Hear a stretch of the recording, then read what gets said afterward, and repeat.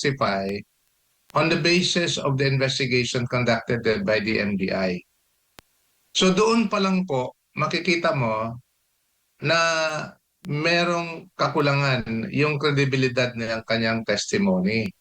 Kasi nga, as you said, it is not based on personal knowledge. Yung mga supposed report or events, places, tao na nakalap ng NBI, wala pong personal knowledge si NBI Director Matibag. Lalong-lalo na, if I may put it in its proper context, that he came in only after these events, places, and people were reported and investigated by the NBI. Attorney, hingin lang namin kayo ng inyong pananaw hinggil nga dito sa impeachment trial ng pangalawang Pangulo. Nasa day 9 na po tayo. Ano ho yung assessment po ninyo sa inyong personal na pananaw hinggil nga dito sa nagpapatuloy na impeachment trial ng Vice Presidente? I've been monitoring the trial, and the latest witness that the prosecution presented si NBI Director Atty. Matibag. Mukhang 2 araw ata na nasalang siya dyan, Opo. But having said that, may mga butas doon sa mga testimonya niya na hindi natin malaman kung bakit pinayagan pa rin, Like for example, I think there was one portion there is testimony na pinagdedebatehan ng bawat kampo, including the impeachment court, regarding the testimony of alleged testimony of Arturo Las Cañas. Ang hindi po natin maintindihan kung bakit pinayagan pa na yung mga pinagsasabi sa affidavit ni Arturo Las Cañas, pinayagan to get into the records of the case. Kasi nga, as objected to by the defense, hindi lang hearsay ang sinabi, Pero sa akin palagi, hindi lang po hearsay yan. Hearsay twice detached. Mga 2 beses mahigit naging hearsay. Bakit po? Yung unang-una, hindi po ang kinote doon yung sinabi ni allegedly ang sinabi ni Arturo Las Cañas. Wala naman siya din si NBI Director Matibag doon sa panahon na sinabi ni Arturo Las Cañas. So yung palang hearsay na. Pangalawa, normally ang hearsay pala, nakarinig ka ng sinabi ng isang tao and then you testify that in court. So that's hearsay. Ito, twice detached kasi hindi nga niya narinig si Arturo Las Cañas na nagsabi ng mga ganong salita. And pinagbasihan nila doon sa isang statement na hindi naman notarized, hindi naman pinarmado, allegedly by the affiant Arturo Las Cañas.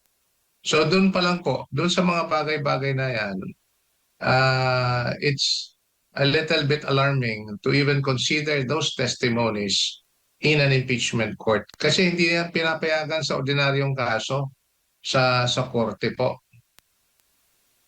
Opo, attorney, mismo nga nabanggit yan na umamin si NBI Director Matibag na nakabase lamang po doon siya sa mga napanood niya mga balita at nabasa po niya mga balita hinggil nga po dito sa mga investigasyon o ito nga mga pahayag ni VP Sara. Pero isa po sa mga sinabi po niya, nung sabihin po ni Director Matibag na betrayal of public trust has already been consummated, hindi ba ito isang paghatol na mismo, attorney, tila paghatol sa isyong dapat pang pagdidesisyonan ng impeachment court? Yun po ang opinion ni NBI Director Matibag, na consummated na daw yung paglabag ng betrayal of public trust. But that being said, it's actually up to the impeachment court to decide on the matter. Kasi nga, siya na mismo ang nagsasabi na pagdating sa term betrayal of public trust, hindi po yan basihan for them to proceed to investigate. If you would recall, on the cross-examination of the defense on Matibag, Hindi naman sila nagsusupina ng tao na nilalagay nila yung alleged offense kung bakit sinasabi nila yung tao na on the basis of quote-unquote betrayal of public trust. Kasi nga yan, hindi offense. So, if you make that conclusion, especially in an impeachment court, you're actually persuading the court that there was already a consummation of an offense. When in fact, you are not there to make an opinion. You're there to testify based on your personal knowledge. Opo, opo. At parang pinagbatayan yata yung admission daw ni VP Sara doon sa video, yung kanyang naging press con nga noong November patungkol nga dito sa umano'y banta niya laban sa Pangulo, kay First Lady Lisa Marcos at kay dating House Speaker Martin Romualdez. Sa tingin po ninyo, ganun pa rin, hindi pa rin matibay na ebidensya dahil wala po siyang personal na knowledge about that, attorney. Insofar as NBI Director Matibag is concerned, tama po kayo. Wala po siyang personal knowledge on matters pertaining to what was said by VP Sara or the circumstances by which that was said. In fact, I commend the cross-examiner on the defense team where nilagyan ng konteksto yung allegedly sinabi ni VP Sara patungkol sa alleged grave threat, ano? Kasi pinalabas yung buong that segment, a little bit lengthy, at pinalabas yung kung bakit nasabi niya yan. And in that sense, may mga sinabi na ng mga banta sa buhay niya, sa pamilya niya, doon sa mga ginagawa sa gobyerno na hindi naman iniimbestiga. And kino-confirm din ni NBI Matibag na hindi nga inimbestiga nila patungkol doon sa mga sinasabi ni VP Sara. So doon pa lang makita mo na selective if not biased yung testimony na ni NBI Director Matibag patungkol dyan, that portion of his testimony at naipakita ng depensa on cross-examination kung bakit bias yung witness. By the way, para lang mailagay natin ang context yan, Yes, sir. Go ahead. Jade. Pagdating kasi sa presentation of evidence, yung prosecution po, ang obligasyon nila is to present the witness to prove their allegation. In this case, Article 4 of the Articles of Impeachment, yung alleged grave threat. Pagdating naman do sa depensa, ang obligasyon po ng depensa on cross-examination is to impeach the credibility of the witness as well as the credibility of the testimony given by the witness on direct examination. Yun po yung obligasyon ng depensa. And I'd like to commend the defense on that matter, particularly dito sa cross-examination ni NBI Director Matibag. Lalong-lalo na, ilagay ko pa sa dagdag na konteksto, head siya ng agency, abogado pa siya, matagal na siya nagpa-practice, and yet the cross-examiner was able to prove not just specific but relevant points na nagpapatunay na either selective, bias, or hindi tama yung basihan sa pagtitistigo niya. Lalong-lalo na doon sa sinabi ko kanina patungkol doon sa alleged statements ni Arturo Las Cañas, which should not have been given due course by the impeachment court. Opo. Actually, isa po sa mga Senator Judge, si Senator Judge Robin Padilla ay kinwestiyon din ho ang prosecution patungkol nga dito kay Arturo Las Cañas.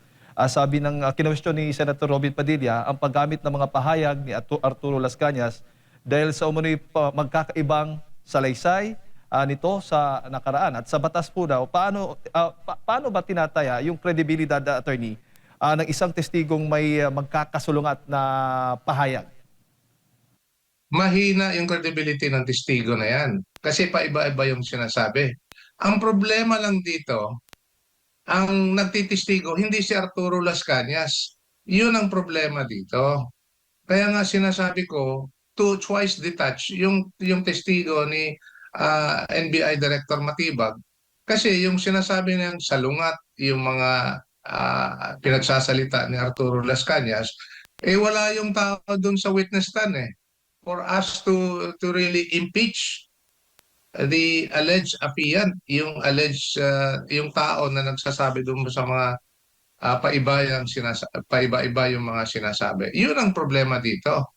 At pag ganun ang gagawin at patuloy nating makikita ito sa impeachment proceeding, tali yung kamay ng depensa kasi they don't have the opportunity to cross-examine the person himself, as in this case, Arturo Las Cañas. So yun po ang problema rito sa prosesong ito. Opo. And if I may have to add, Yes, sir. no, in a bigger context, itong impeachment trial na ito is both a judicial trial as well as a constitutional mechanism. But the second component of a constitutional mechanism speaks of an impeachment court kung saan yung mga senator judges ay mga politiko. Hindi po kagaya ito sa mga ordinaryong mga huwes sa ating hukuman. Mga politiko po ito, bit-bit nila on both sides of the political fence or whatever their political background or political affiliation may be, no? So bit-bit nila dito, dala-dala nila yung mga political biases nila dito sa impeachment court. That being said, kailangan talaga natin intindihin at ipagtibay yung judicial trial component nitong impeachment court. Kasi pag hindi natin sundin yung judicial standard ng paglilitis na ito in accordance with the rules of court, in accordance with the rules on evidence, ang maiiwan na lang po rito yung political proceeding. Talagang mahirap na kung doon na lang tayo magbabase sa mga konklusyon at eventually desisyon ng mga senator judges pagdating sa katapusan sa trial na ito. Kasi kahit na labag sa rules on evidence, pinapasok na natin yung mga kwento-kwentong ganyan. Yun ang, to me, that's very alarming. And I think that should be corrected, rectified, and hopefully that won't happen again as we proceed with the impeachment trial.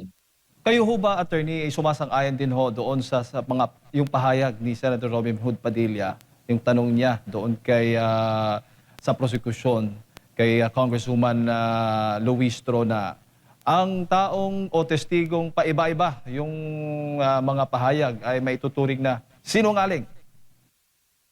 I fully agree with that, and that's precisely what I said earlier, ano? Kung si Arturo Las Cañas lang talaga ang nakaupo diyan, ay talagang makikita natin yung paiba-iba niya mga sinasabi, yung tinatawag natin sa rules on evidence, prior inconsistent statements. Ibig sabihin, pag mailagay yung testigo diyan sa harap ng impeachment court, ang sinabi ko na kanina, ang duty ng cross-examiner is gigibain, impeach the credibility of the witness on the basis of his tinatawag nating prior inconsistent statements. Yung paiba-iba yung mga sinasabi in the past. Tapos iba naman yung sasabihin niya sa harap ng hukuman. So doon pa lang, masisira na yung kredibilidad ng testigo. Kung masisira na yung kredibilidad ng testigo, ano pa ang silbi ng mga pinagsasabi ng testigo patungkol sa trial na ito. So we can already dismiss not only his credibility but also the credibility of his testimony insofar as what was testified to before the impeachment court.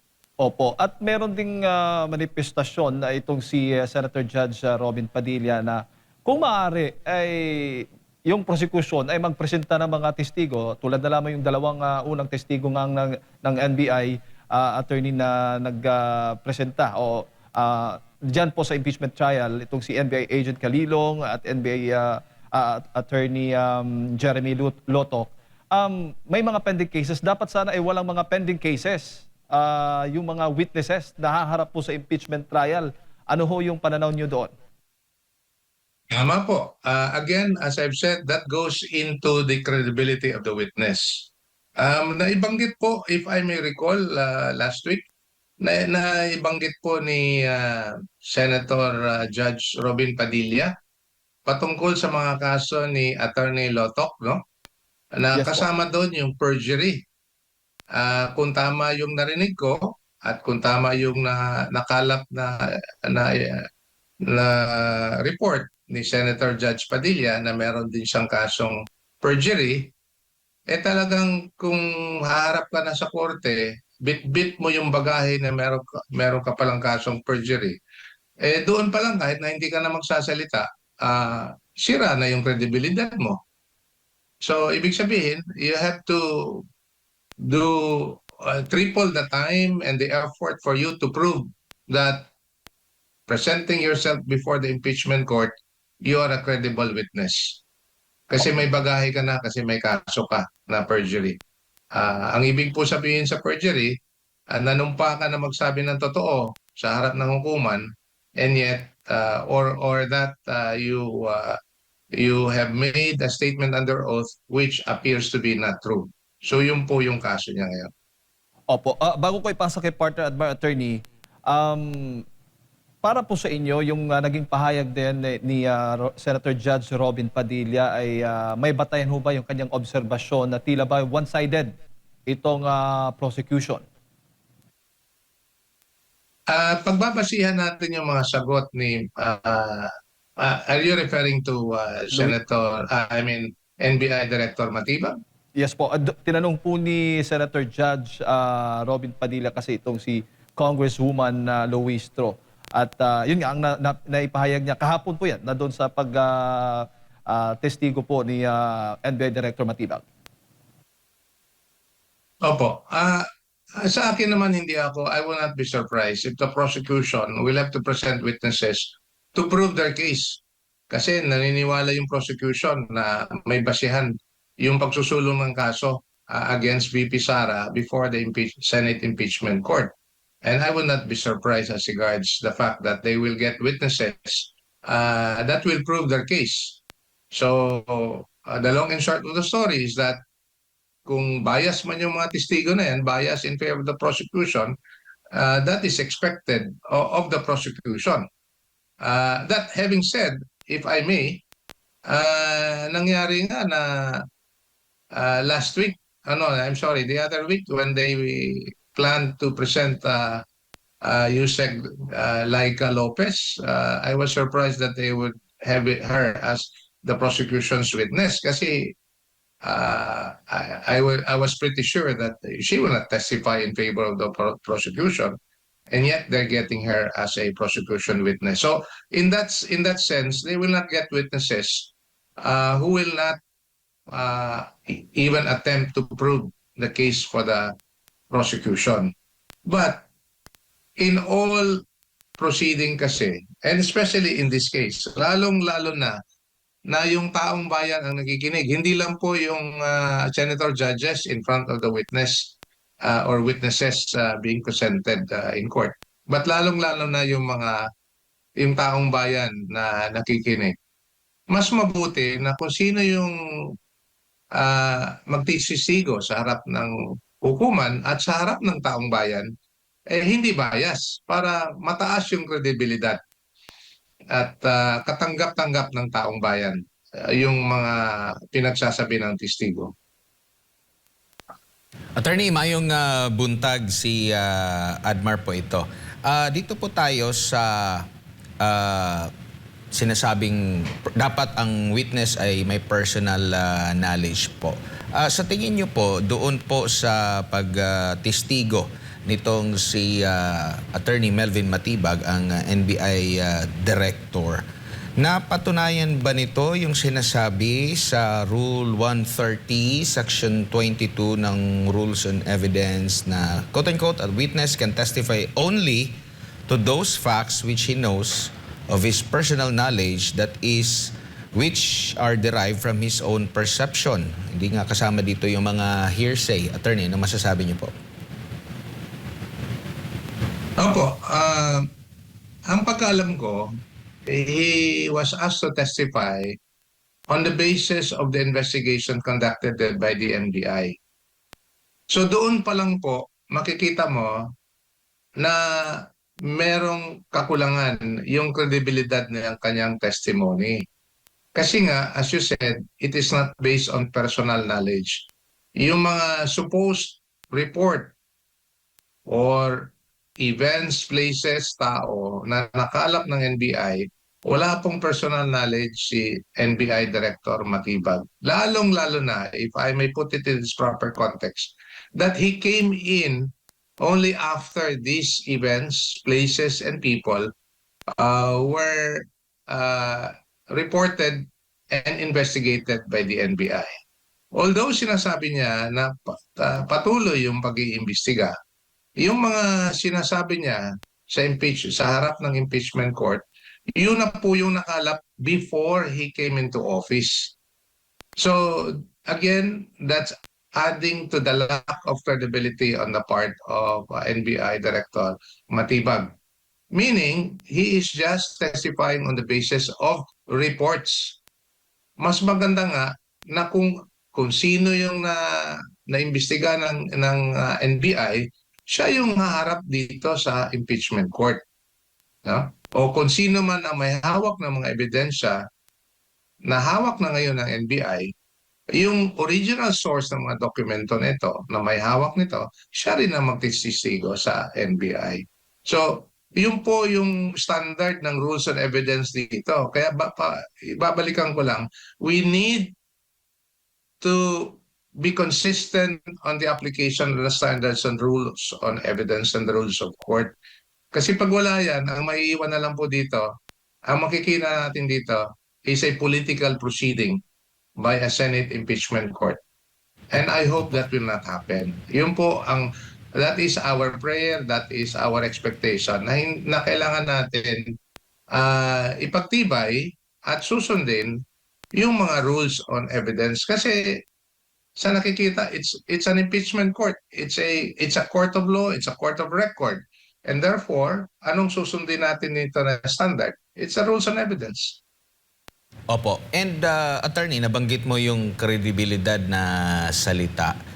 Kung ikaw po yung tatanungin, kasi sa unang part ng kanyang pagtestigo, ang sabi niya, abogado siya ng 29 na taon na, naging NBI Director, naging dating Dean, naging mga opisyal no, ng panahon ni dating Pangulong Gloria Macapagal Arroyo, tapos nitong kay dating Presidente Rodrigo Duterte at ngayon, hindi niya na-establish yung kredibilidad na magagamit dito sa kanyang pagtestigo sa impeachment trial, attorney.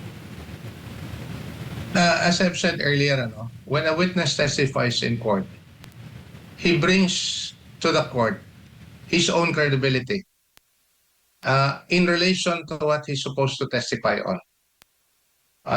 So, meaning, if it is not based on personal knowledge, tagilid ka na dyan. If it's based on report of which you don't have any participation, tagilid ka na rin dyan. So, doon pa lang sa dalawang bagay na yan, whatever credential you may have as you bring yourself to and before the impeachment court, it has to be in relation to what you would be testifying on. And doon, I don't see it insofar as NBI Director Matibag is concerned. Siguro, payo ko na lang din na kung ano yung nakalap nila sa NBI, yun lang din ay ititistigo niya. He is not to make any conclusion. Perhaps he can make an opinion on the matter, but I have to be careful in saying na whatever opinion that he's going to make, kasi head of agency siya, no less than the law enforcement body of the government of the Republic of the Philippines, kailangan pagbabasihan yung mga ebidensya na nakalap nila na credible naman.